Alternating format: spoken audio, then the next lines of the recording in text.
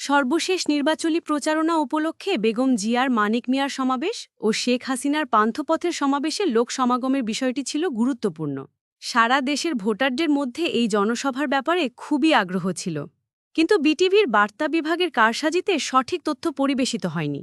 এ সম্পর্কে একটি দৈনিকের পক্ষ থেকে যোগাযোগ করা হলে বার্তাকক্ষের নুরুল ইসলাম জানান, বিষয়টি পরীক্ষা করা হবে। পরে নির্বাচনের আগে তথ্য সচিব এ সম্পর্কে বলেন, আমি খোঁজ নিয়ে জেনেছি দুটি জনসভায় জনসমাগম বাস্তবেও সমান সমান। উল্লেখ্য, ওই তথ্য সচিব কিছুদিন আগে মন্ত্রণালয়ে এসেছেন। ওই মন্ত্রণালয়ে তত্ত্বাবধায়ক সরকারের কোনো উপদেষ্টা ছিল না।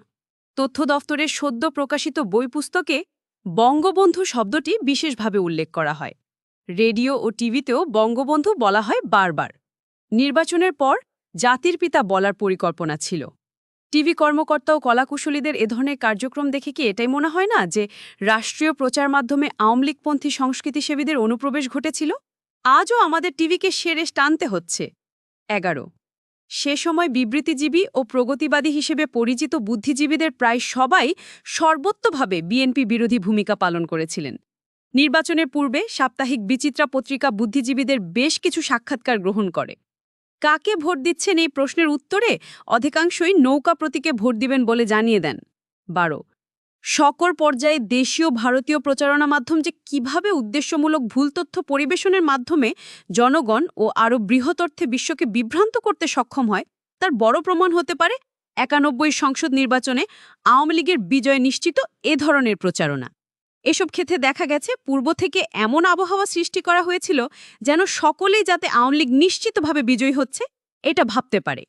এরকম প্রচারণার উদ্দেশ্য ছিল, যদি নির্বাচনে আওয়ামী লীগ পরাজিত হয় তাহলে যেন তাৎক্ষণিকভাবে কারচুপির রেডিমেড অভিযোগ উঠানো যায়।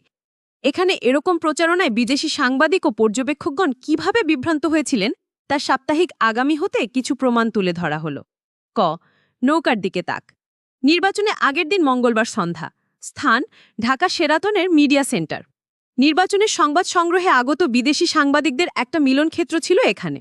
এদিন সন্ধ্যায় আনন্দবাজার ওষ্ঠীর দ্য টেলিগ্রাফের আলোকচিত্রে অলোক মিত্রকে ব্যস্ত দেখা গেল রেডিও ফটো পাঠাতে। তার সঙ্গে বিভিন্ন ধরনের আলাপ আলোচনা হচ্ছিল।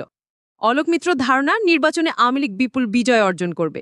এ কারণে নির্বাচনের দিনে তার প্রথম অ্যাসাইনমেন্ট হল শেখ হাসিনা। তিনি জানালেন, আগামীকাল মানে নির্বাচনের দিন সকাল ৭টায় তিনি ধানমন্ডি ৩২ নম্বরে যাবেন।